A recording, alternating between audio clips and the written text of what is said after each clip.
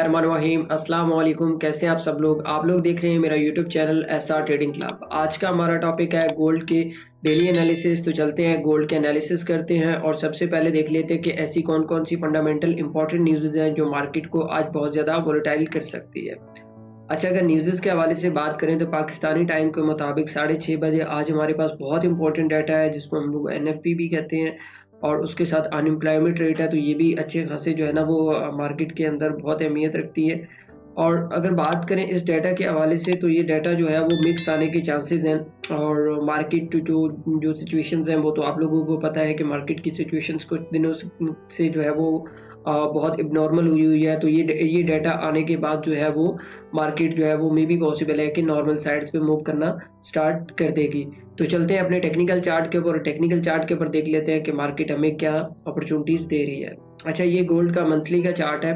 अच्छा, मैं आप लोगों के साथ मंथली का चार्ट इसलिए डिस्कस कर रहा हूँ क्योंकि आज की डेट में हमारे पास बहुत इंपॉर्टेंट न्यूज़ है एनएफपी, जिसके ऊपर कभी कभार आपने देखा होगा कि पूरा का पूरा ट्रेंड जो है वो रिवर्स हो जाता है। तो इसलिए मैं आपको जो है वो पूरा का पूरा ट्रेंड इसलिए समझा रहा था ताकि आपको वीडियो थोड़ी सी लंबी हो सकती है, लेकिन यह है कि आपको कोशिश करूँगा गोल्ड के मुतालिक जो है वो जितनी भी चीज़ें हैं वो आप लोगों को समझा पाऊँ।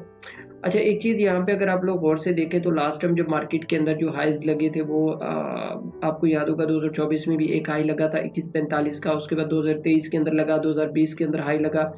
तो यहाँ पे मार्केट ने इस एरिया के अंदर अगर आप देखें तो यहाँ पे एक रेंज बॉक्स जो है ना वो स्टार्ट कर दिया था इस एरिया के अंदर, ठीक है, अगर आप देखें तो।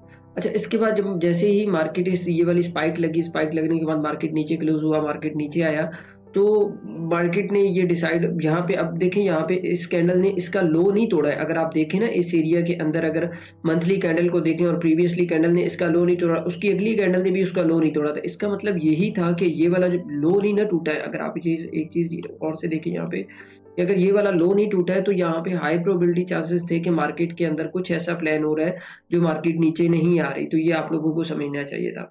ये तो था पहला पॉइंट। अच्छा, दूसरे पॉइंट ये था कि जब इसने ब्रेकआउट किया और ब्रेकआउट करने के बाद डेली की कैंडल ऊपर क्लोज की, आपको समझ जाना चाहिए था कि मार्केट अब ऊपर जाने के मूड में है, नीचे नीचे नहीं आएगी।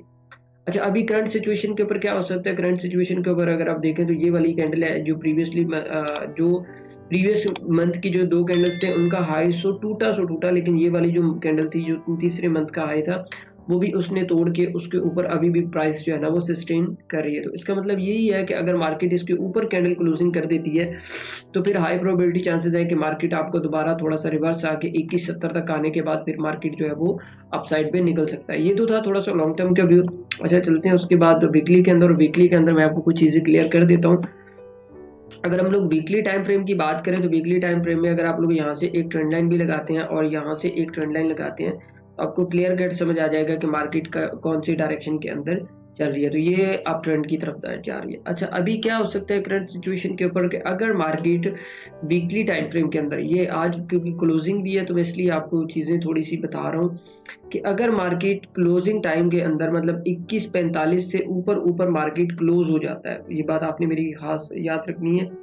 2145 से मार्केट ऊपर क्लोज होता है तो फिर मार्केट के हाई प्रोबेबिलिटी चांसेस हैं कि मार्केट आपका 2200 की तरफ भी जा सकता है, लेकिन वो डिसाइड होगा क्लोजिंग के ऊपर। वीकली वीडियो के अंदर जब मैं आपको वीकली वीडियो अपलोड करके बताता हूँ तो उसके अंदर काफ़ी ज़्यादा चीज़ें मैं आप लोगों को बता देता हूँ कि वीक में आपके साथ क्या होने जा रहा है और मार्केट किस साइड पे जो है वो मूव कर सकती है। तो आप वीकली वीडियो को मिस मत किया करें। अच्छा, उसके बाद अगर हम लोग बात कर लेते हैं इसकी क्लोजिंग के हवाले से, तो क्लोजिंग भी जैसा कि बहुत इंपॉर्टेंट है। अगर मार्केट की क्लोजिंग 2145 से ऊपर हो जाती है, मतलब ये वाला जो हाई है, ये वाला हाई अगर इससे ऊपर क्लोजिंग हो जाती है तो फिर नेक्स्ट कैंडल जो है वो मजीद ऊपर की तरफ आपको देखने को मिल सकती है।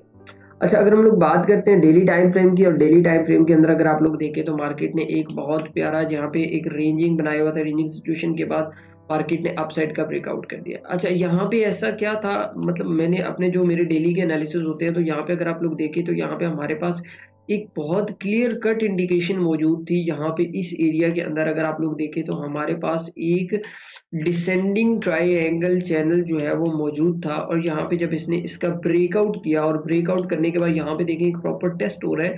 तो अब ये चीज़ होती है कि मार्केट कितना ऊपर जाएगा। प्रॉब्लम ये है, अगर आपको नहीं समझ आ रहा कि मार्केट कितना ऊपर जाएगा तो आप ये वाला पॉइंट मार्क कर लिया करें।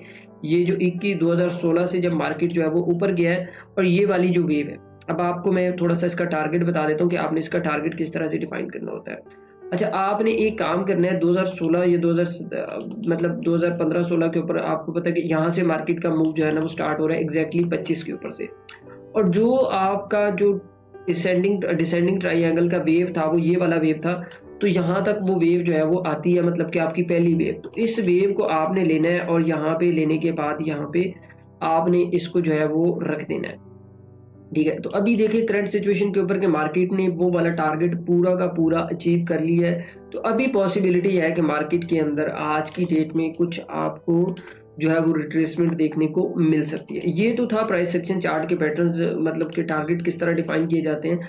बाकी मैं इंशाल्लाह कोर्स भी स्टार्ट करवा रहा हूँ तो उसके अंदर चीज़ें जो है मैं आपको वाज़ेह तौर पे क्लियर कर दूँ। अभी क्या हो सकता है, अभी अगर आप एक चीज़ देखें तो यहाँ पे इस एरिया के अंदर इसने ब्रेक एंड क्लोज कर दिया है एच डेली के अंदर। तो इसका मतलब यही है कि मार्केट जो है वो पहली कैंडल इसने ब्रेकआउट की, उसके बाद अगली कैंडल ने उसका जो है वो हाई तोड़ दिया। तो इसका मतलब यही है कि मार्केट की जो अपॉर्चुनिटीज है वो ऊपर की तरफ, मतलब आपको अपॉर्चुनिटीज देखनी है बाय वाली साइड पे। ठीक है, तो कोशिश करें आप बाय वाली साइड पे रहें। अच्छा, अभी क्या हो सकता है कि मार्केट दोबारा से आपका 2143 और 21, वही चीज़ जो मैंने आपको बताई थी कि अगर मार्केट 2143 को जो है वो या 2145 के नीचे क्लोज हो जाती है, अगर ये जो डेली की कैंडल है, ये वाली कैंडल, ये अगर इस तरह करके नीचे क्लोज हो जाती है, मैं आपको दोबारा बता देता हूँ, इस तरह करके नीचे क्लोज हो जाती है, तो फिर मार्केट के हाई प्रोबेबिलिटी चांसेस है कि मार्केट आपको दोबारा से डाउन साइड पे देखने को मिल सकती है। अदरवाइज हो सकता है मार्केट आपको बाय साइड पे ही देखने को मिले। अच्छा, उसके बाद अगर हम लोग H4 की बात कर लेते हैं, और H4 के अंदर अगर आप लोग देखें तो मार्केट के अंदर जैसा कि आपको पता है कि यहाँ पे इस एरिया में आपको एक डिसेंडिंग चैनल जो है वो देखने को मिला। उसके बाद इसमें एक मोमेंटम कैंडल के साथ ब्रेकआउट हुआ, और ब्रेकआउट के ऊपर अगर आप देखें तो ब्रेकआउट के अंदर आपको एक स्ट्रॉन्ग एविडेंस मिल रहा है कैंडलस्टिक पैटर्न का, बुलिश इनगल्फिंग का। ठीक है, तो वो है भी H4 का पैटर्न। तो हाई मतलब यहाँ पे आपको समझ जाना चाहिए था कि मार्केट किस साइड पे डायरेक्शन करने वाली है। तो यहाँ से लेके यहाँ तक मार्केट जो है वो आपका मूव करके अभी क्या है कि अभी देखिए मार्केट के अंदर रेंज, मतलब मार्केट का जो मोमेंटम है ना वो ठंडा पड़ना स्टार्ट हो गया।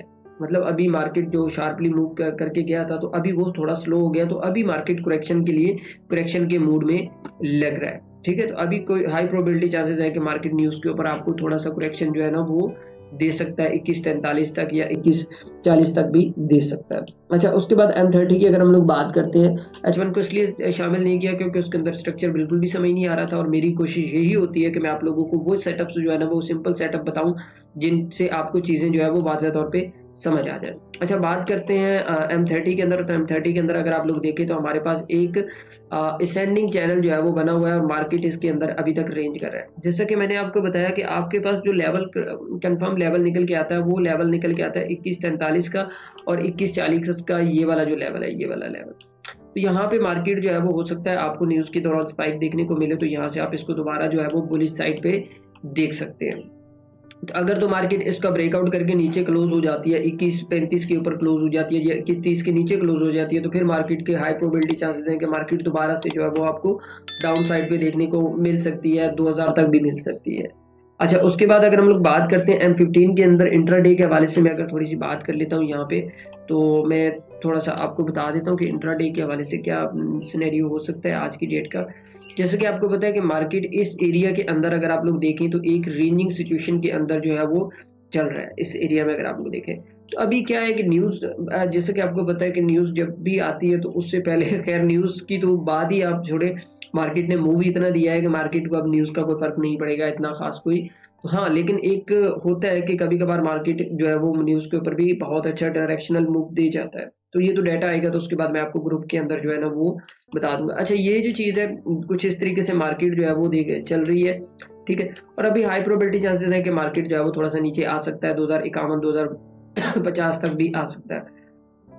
अच्छा, तो यहाँ से आपको जो है वो एक बाय साइड की जो इंट्राडे की एंट्री है जो वो देखने को मिल सकती है। अगर तो मार्केट 2050 के नीचे क्लोज हो जाती है तो फिर आप इसको जो है वो शॉर्ट टर्म के लिए सेल साइड पे देख सकते हैं, 2040 और 2030 तक के भी लिए देख सकते हैं। फिर उसके बाद आपके पास ये वाला जो लेवल है, मैं आपको दोबारा से लेवल लगा के भी दिखा देता हूँ, ये वाला जो लेवल है यहाँ तक मार्केट 2140 तक आ सकती है, और फिर उसके बाद आप इसको बाय साइड पे ही देख सकते हैं। अच्छा, एक सवाल है कि यहाँ पे इस एरिया से रिट्रेसमेंट क्यों जरूरी है, मैं थोड़ा सा आपको क्लियर कर दूं कि अगर आप फेबो को लगाए ना यहाँ पे लो टू हाई मार्क करें फिबोनाची को, तो यहाँ पे अगर आप लोग देखें तो हमारे पास जो एग्जैक्टली जो लेवल निकल के आ रहा है वो लेवल निकल के आ रहा है ये वाला लेवल। अगर आप देखें इस एरिया के अंदर, मैं दोबारा से यहाँ पे एक जोन भी मार्क कर देता हूँ। अभी आप फेबो को जो है वो हटा दें और 50 का जो लेवल है वो, अगर आप most of the time gold जो है वो 50 के लेवल को ही रिस्पेक्ट करता है। अगर आप देखें तो यहाँ पे इस एरिया के अंदर एग्जैक्टली हमारे पास 51 और 52 के एरिया के अंदर जो है वो हमें एक रिट्रेसमेंट लेवल देखने को मिल रहा है। तो यहाँ से मार्केट जो है वो ऊपर की तरफ मूव कर सकता है। बाकी इंशाल्लाह मिलते हैं कल की वीडियो के अंदर। दुआओं में याद रखिएगा और बहुत एहतियात से ट्रेड कीजिएगा। अल्लाह हाफिज़।